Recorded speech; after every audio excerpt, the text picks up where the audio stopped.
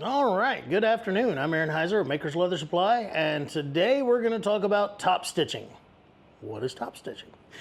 So, I make a lot of bags. People that watch my channel know that. People that shop in my store know that. People that take my classes know that. And I used to tool a lot of leather, but I'm learning nowadays, like, I love other stuff that doesn't have to be tooled. So top stitching is like a decorative stitch that you can do on something to fill some space, make it look fancy, stuff like that, okay? So on the front here we have, this is sometimes known as swooping diamonds. My favorite name that it's been called is Bugatti diamonds, and that sounds really cool and fancy. I really like that. On the back of this backpack though, I did just standard diamonds, okay? And it's got that old school like upholstery look, and I love it. Other examples I have recently put this one on social media. This is a crossbody bag I made, and I did what's called the honeycomb stitch on it. So honeycomb, there you go. Now that's focused on it, not my face.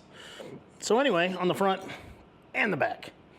All right, and then also if you really want to get crazy with it, like you notice this and this are a separate piece, but the stitches line up. That took some head scratching, okay? And we might get into videos on that later on how I did that, but basically it was a whole lot of figuring and a little bit of praying, and anyway. Let's see, another one. Recently came up with that one right there. That was a lot of fun to do, and I'm super excited. I've got a project I want to put one of these on. So yeah. And then another one is this, I call it the hourglass. And this was the first and only time I've done this hourglass. I have altered the pattern a little bit where the glasses are a little bit more curvy, a little bit more short, and so it doesn't just look like kind of a softball look. When I was doing that one, I was like, that just reminds me of a softball. But anyway, whatever. And then, yeah, so we came up with some templates to help folks put this down on the leather. All right, so I'm gonna adjust my camera here. This button. And I'm gonna adjust my zoom here with this button. And I'll move my coffee cup because it's Friday afternoon and you don't need to worry about what's in my coffee cup. All right, so we've got these templates. We've got them, you can buy them individually. So far we have 3 of them, but we're going to have more. Like I'll put the spider web onto a template and the Bugatti diamonds and stuff like that. But we're starting out with just these 3 templates, okay? So we've got the honeycomb, and I'm calling this the small set, okay? Much like when you're tooling leather, the size of the piece you're covering versus the size of the patterns you're doing on it, it should correlate, okay? And we've talked about that with stitch, even stitching, you know, like this is 8 stitches per inch with a bigger thread, and this is 10 stitches per inch with a much smaller thread. It should correlate with the project you're doing, okay? So this is what I'm calling the small set, and for some small bags and things like that, this is a good one. This would actually, I want to do this on like a wallet back. I think it'd be really cool. But anyway, so we've got the templates. That one is the honeycomb. This one is the small diamonds. And then this one is the small hourglass, okay? Before the video, I went ahead and traced on the honeycomb and the hourglass one, just to save time for the video itself, okay? So there's those 2, and I'm saving the easiest one to trace because it'll be the fastest one to trace. I'm saving it for last so that I can do it on the video. But y'all don't, tracing any of them is easy, but the diamonds is just the fastest, okay? So I'm gonna move those 2 out of the way, and I'll get my leather out for the, what I'm gonna do the diamonds on, okay? And that's this piece right here. Now, you can use several different things to trace. I have been using this silver pen right here, okay? I got it on Amazon. What I got on Amazon was actually this whole pack. It's 50 of these little refills, and then 4 of these little things, and the price of the whole thing was like $8, okay? Now, we used to carry the Fisher brand silver pen here at the store, but they got so ridiculous that like even me at wholesale buying hundreds of them was paying more than $8 for one pen. So these little cheap Amazon ones, I bought them just to try them out, and honestly, I kind of like them. They put a lot of silver on your project though. The Fisher one did not. It was a little bit more stingy with the silver content, almost to the point sometimes that it was even hard to see. Okay, but anyway, you've got to take a piece of your leather that you want to do this on first, or do any kind of a marking on, and you need to use a scrap of it and see how it's going to react to how you're going to draw your pattern on. Okay, the silver pen is not for every kind of leather. There's probably leathers like oil tans that it may not even write on. I don't know, I haven't tried. But what I'm saying is, try it on a scrap piece, try to wipe it back off, try to make sure it doesn't smudge and spread across your project and stuff before you decide what you're going to draw a whole pattern with, and then, you know, potentially mess up some good leather.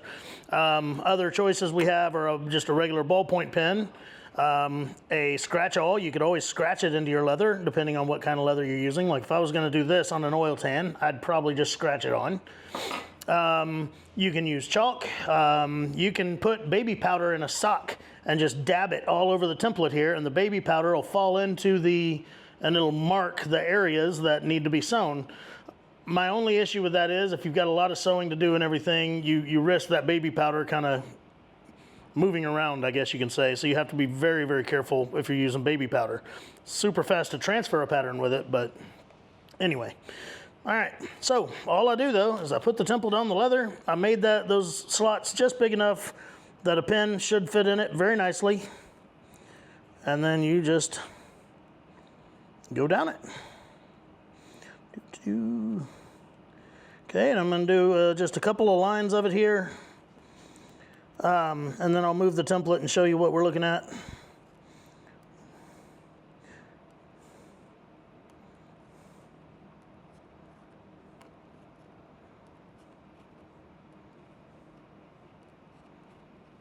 Okay, so I just did that first row of diamonds there, and there she be.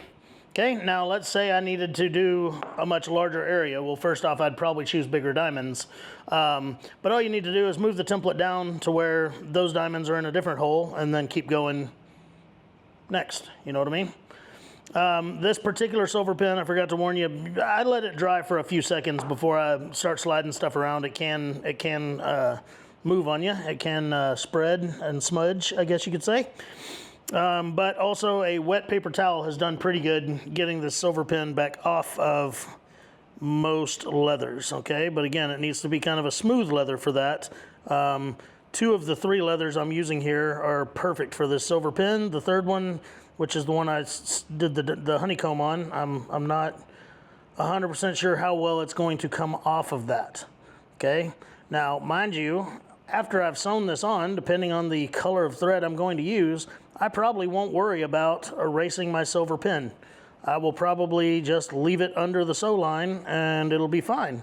But if I were using, say, a black leather and a blue thread, I might be able to see those silver markings underneath that blue thread, and I might need to wipe them off, okay? So again, you need to experiment with what you're doing before you go putting a ton of work into it to make sure that the combination of things you're going to use will work, okay?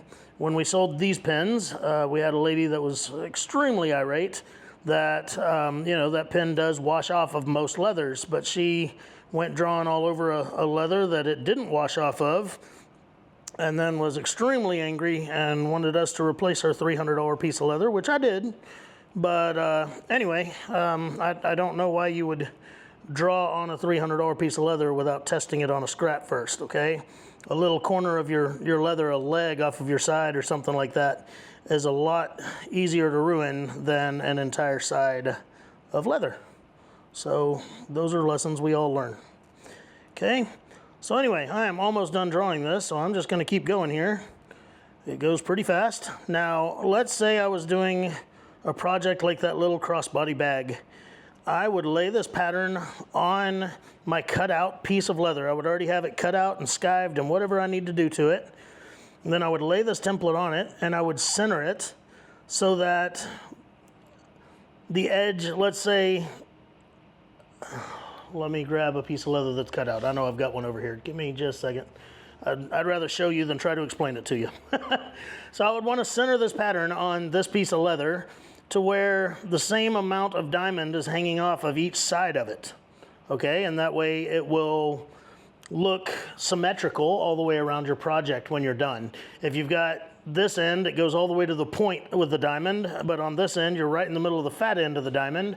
Most people won't even notice, but people that have an eye for symmetry and design and things like that, it's gonna not look as good to those folks, okay?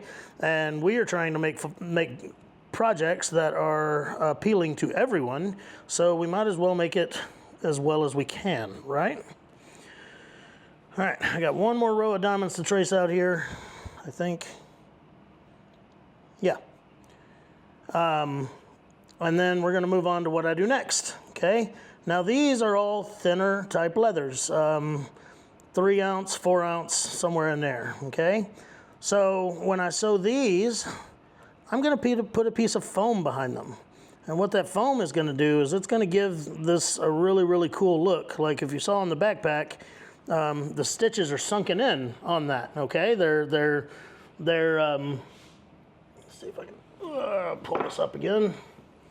All right, so the stitches on this are sunken in. You can see how 3D they are because there's foam behind that. All right, so I will show you that foam and I will tell you what it's called and all that goodness too, so that you can also do that if you want to. Now, if I were doing a heavier leather, I wouldn't worry about the foam. I would just make it a decorative stitch that sits on top. But the foam is cool, but it's not the know-all, be-all, do-all. It doesn't have to have the foam, is what I'm trying to say. Okay, and this pin's running out on me. I've been using it for about a dozen of these patterns as I develop them and try to get them, you know, just right. I want the angles and stuff just right on them so that they look good. But that's probably why this thing came with 50 refills. All right. Diamonds. Okay. I'm about to sneeze and I apologize. Dang it. Sorry. I need to. All right, now, here's the foam I'm talking about, okay? It's kind of like the headliner in an old vehicle. It's fabric on one side, foam on the other side, and the one I use, this is 1/4 inch thick, I believe. Okay, it's the thinnest one that they sell. I get it from like an upholstery supply shop. It has a couple of different names. One of those names is scrim foam. Another name is sew foam. As far as I can tell, those are the same product with different nomenclatures, okay? But anyway, and then I use Super 77 3M spray adhesive to stick those two together, all right? So, if you spray this stuff, I always like to take it outside because it has mad crazy overspray, all right? I mean, when I'm done spraying a bunch of it, I can feel it on my arm hairs and stuff, and it's just really annoying. But for the purpose of this experiment, I will spray it in here over this trash can. Okay, let me bring you up here so you can see my trash can.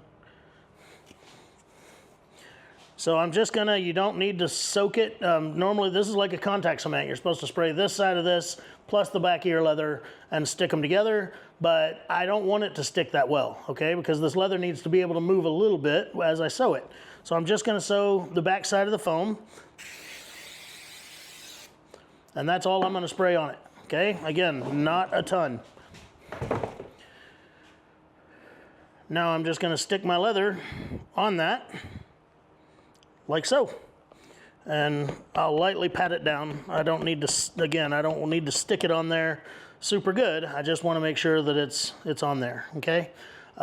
Bring it back down here. Okay. All right, so I'm gonna do that with all 3 of these.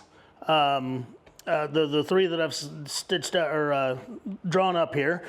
And then I'm gonna do one video where I stitch all 3 of them, and I'll just stitch a little bit of each of them to kind of talk about what I'm doing and everything. And, but yeah, I'm gonna make that its own video, and there we go.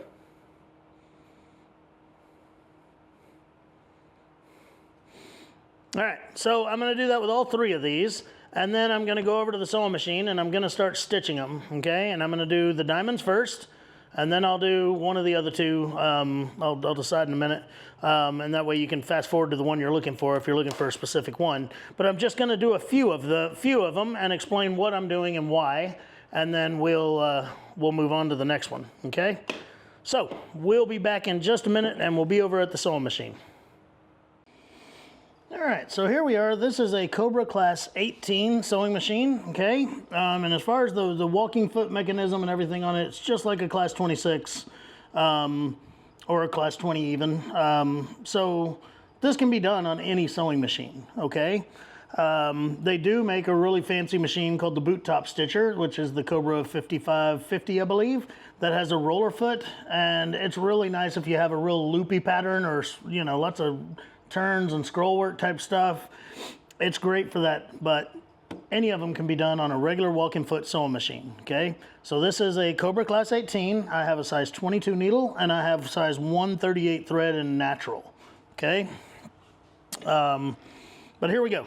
We're going to sew this, and it's smartest, best, whatever you want to say, to start with your center line, not the center of the project, okay, but the center of the sewing. So on the diamonds especially, you know, that would be one that goes all the way across the project. And then I'll work my way, I'll do that one, and then I'll do this next one over here to it, next one, next one, next one. Then I'll flip it around and I'll go the other way, you know, this one, and this one, and this one, before I start doing the ones that go across, okay? And the reason you want to do it that way is because, once again, this leather, this foam is going to move a little bit underneath here. And if I start on one end and then work my way to the other end, it might have walked off the foam a bit, okay? But if you start out in the center and work your way to the outsides, then you're good to go. Now, generally, the edges of this would be into the like turned seam of my bag, the skived area, and the area that'll be under another seam later. So I don't do a lot of back stitching. I just stitch over to the next one and then back up the next one. And that just, it saves a lot of time.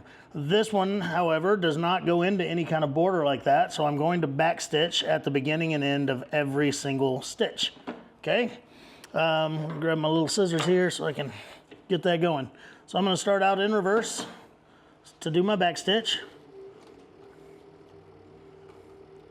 Okay, there's my back stitch. Now I'm going forward.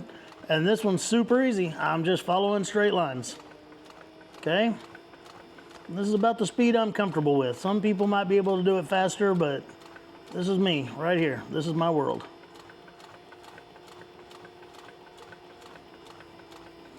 And especially with these Cobra machines, they have this open presser foot here in the middle. And that open presser foot sure is nice, because it almost is like the sights on a firearm to show you that, hey, you're still lined up with your line really well and going for it.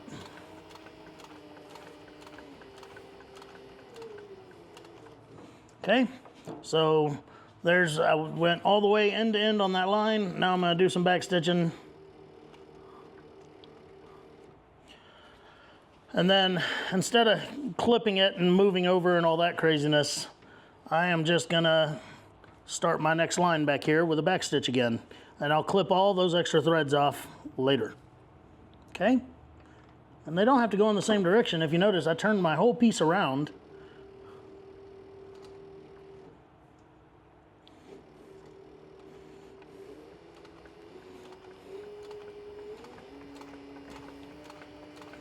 There you go.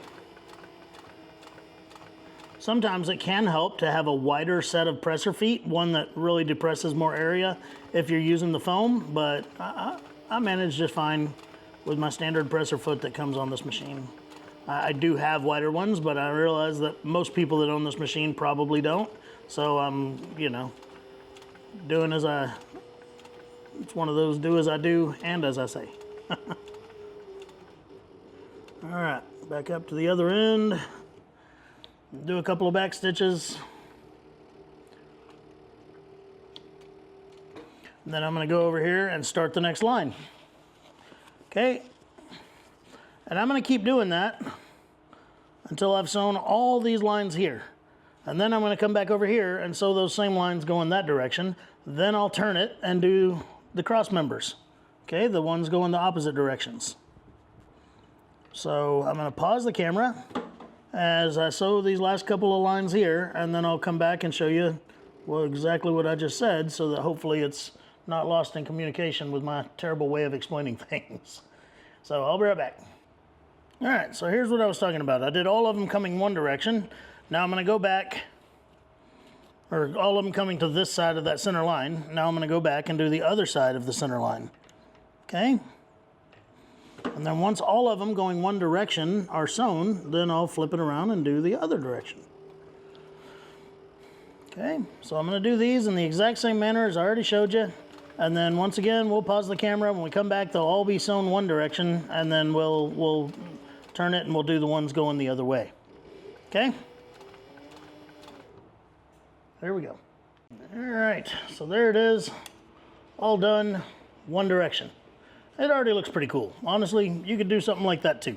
Okay? Now, but I am gonna flip it over and do it the other way. And once again, I'm gonna start in the middle, even though obviously the foam is being held down by a lot of stitches now.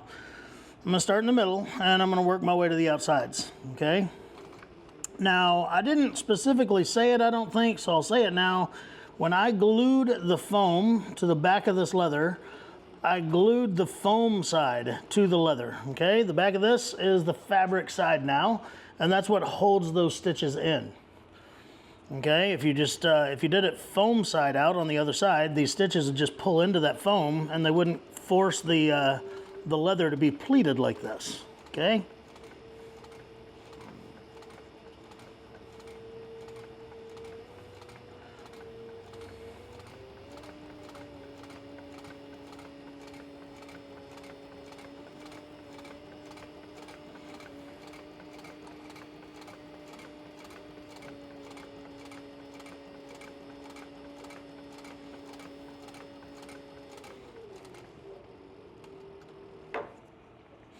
Okay, and once again, I'll back stitch it here. I'm just gonna do 2 rows on the camera so that we can start to see the diamonds coming out looking badass, and then we'll pause it again and I'll keep sewing.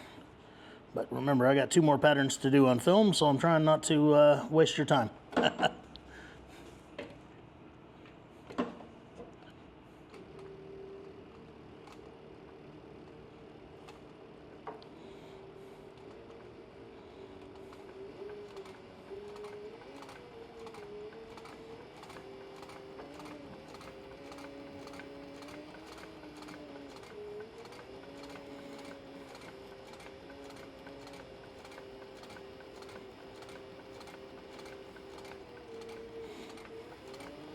When you're using a foam like this, then the simpler the pattern is, then the more that it's gonna like show up and be all puffy underneath that foam. When we do the honeycomb, it'll still have some rise to it, but not near as much as like these diamonds do, because there's just so much more sewing, a lot more angles, and a lot more of it being held down.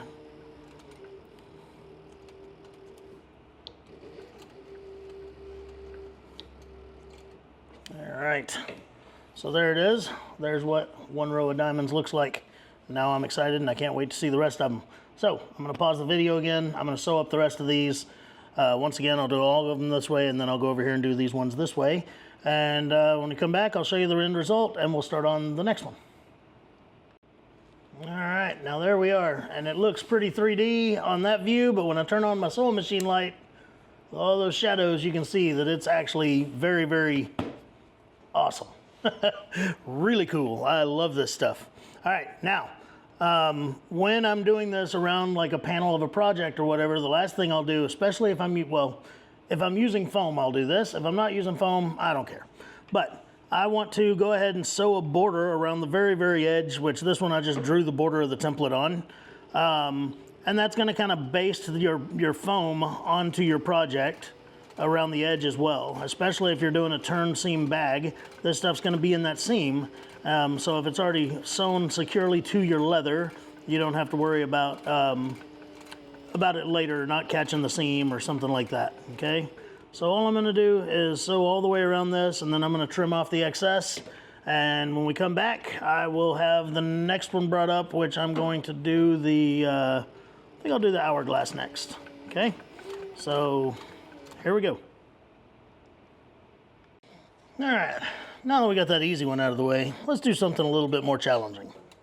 And that's gonna be the hourglass. Okay, I'm gonna check my bobbin because this could eat up a lot of thread, but so far I'm still good to go.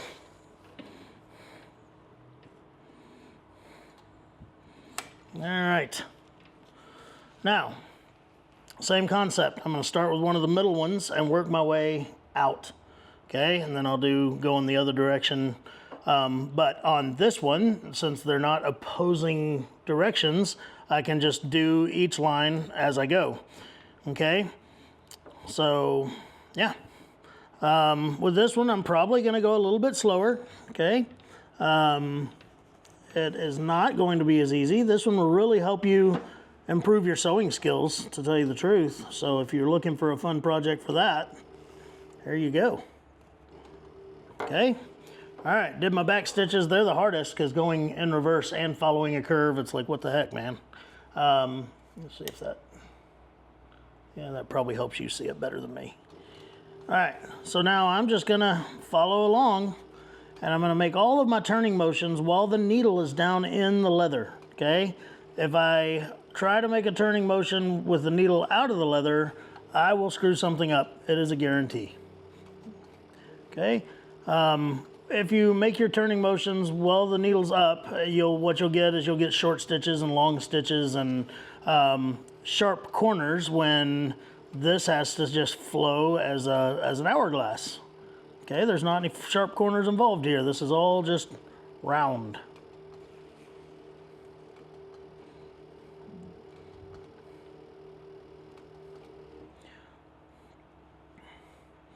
And then on some of these too, you might want to consider changing your stitch length. That maybe that'll help. Okay, and like on this one, I may make a smaller stitch length, and that might help me to more closely follow these lines. All right, so I'm going to click that down one, and let's see how that does.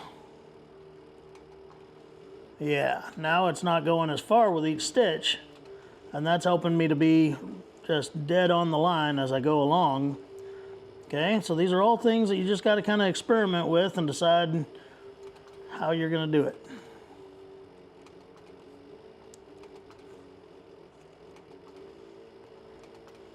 Okay, so again, I'm going to do 1 or 2 lines here, and then we'll be done with this one. I mean, I'm going to do the entire thing because I need it to be finished for a picture. but for the video, I mean, all the lines are the same. I'm just stitching. Okay, and this is one of those, as you're stitching along, you're going to be like, oh, that one stitch is out of place. Oh, you know, I might have turned a little too quickly there. When you're looking at the finished product, as long as you didn't just totally screw up an area of it, it's fine, okay? You'll do fine. Just keep going, okay? This is one of those things that each individual stitch, when you're micro judging them, they might be a little bit crazy. But when the entire project is done, you won't see into each individual stitch. You know what I mean? All right, so there's one. I'll come over here and start the second line.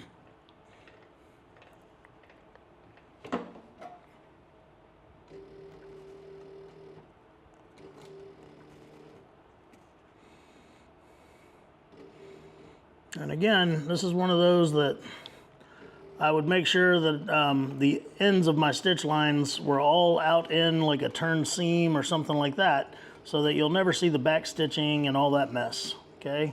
Now, upholsterers, when they have to join 2 of these up or something like that, and they're worried about something like being able to see the back stitches, what they'll do is they'll pull both the threads, top and bottom, to the back and then just tie them in a knot. Okay, now I have not experimented with that yet. I just know that that's how they do it because an upholsterer told me.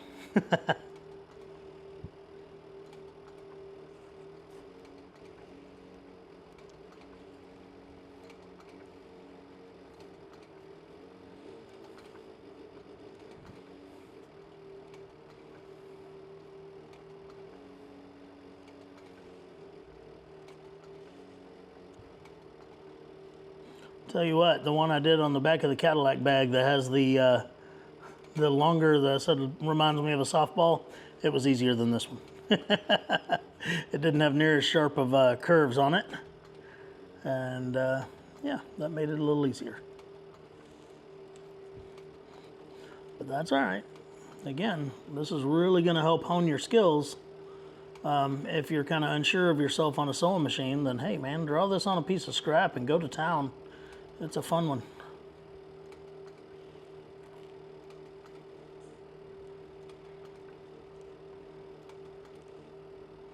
We're almost done with this line, and then I'll spin it around so we can see what it looks like. And then again, we'll pause the camera and I'll complete sewing off camera so that you don't have to just sit here and watch me turn left, turn right. Okay.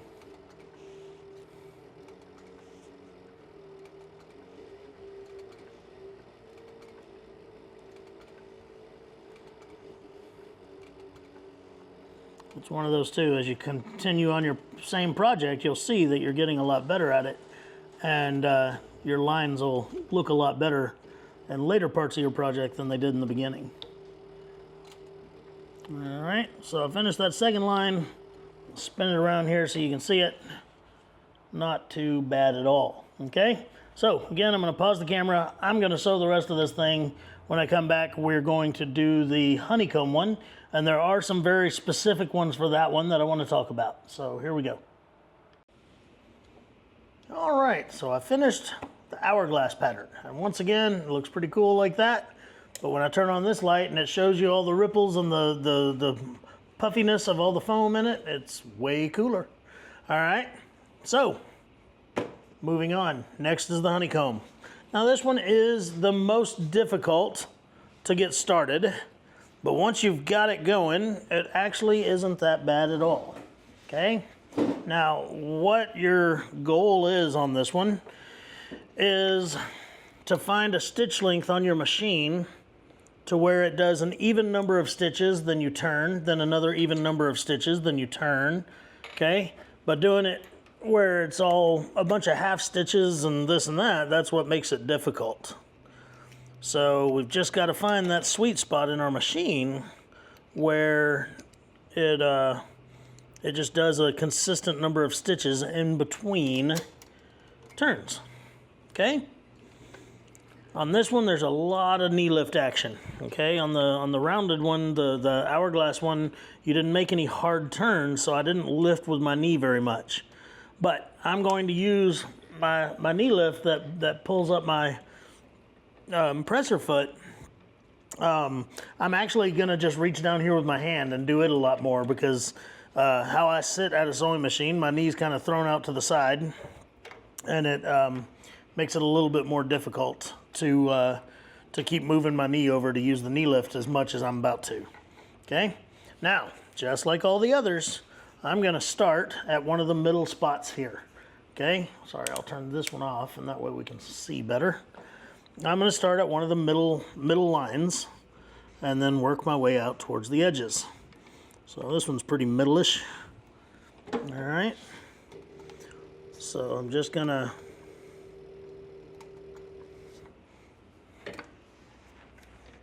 start with my back stitch. And also, anytime I have a back stitch that's in an area that's going to be seen, I don't talk about this much, but I like to just start out with it going forward and then spin it around to go into a back, I like to make my back stitches forward. How's that? I guess that's a way to explain it. All right, so my stitch length right now is a tiny bit too wide for what I need. So I'm going to just cinch that down just a little bit and then do the next area. Now, it's advisable to grab a scrap piece of leather. I know I say that a lot, but it's advisable to grab a scrap piece of leather and try out this pattern on it first, and that way you'll know whether or not your stitch length is set up right. Oh, we are right on the money, I believe. That is awesome. I'm glad I got it so fast. All right, so all I did is just tighten my stitch length down about a half a click, and yeah, it seems to be right where I need it to be. Okay, so I'm always stopping with my needle down in the leather, making my little turn on the catwalk. All right, So this one is by far the coolest one in my eyes, but it's also the most time consuming because you do have to stop and make these turns. Maybe somebody with more skills than me can do them on the fly and while they're moving, but I just honestly can't imagine that, so I don't know. Yeah. But anyway, I'm going to do the exact same thing I've done on the others. I'm going to sew up this line and then just start moving towards the outer pieces. And once that's done, we'll come back and see the end result and see how it looks. All right, folks, so there it is. The honeycomb pattern is now done. Turn this light off. Boom. Yeah, I did. It was 1, 2, 3, 4, 5 stitches in between each turn.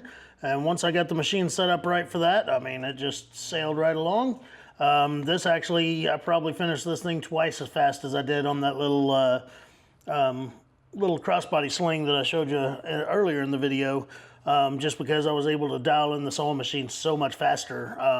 On that one, I did at least 2 rows when I realized that, hey, dummy, if you dial in the sewing machine to match the length of your line, then it'll go a lot faster. So, you know.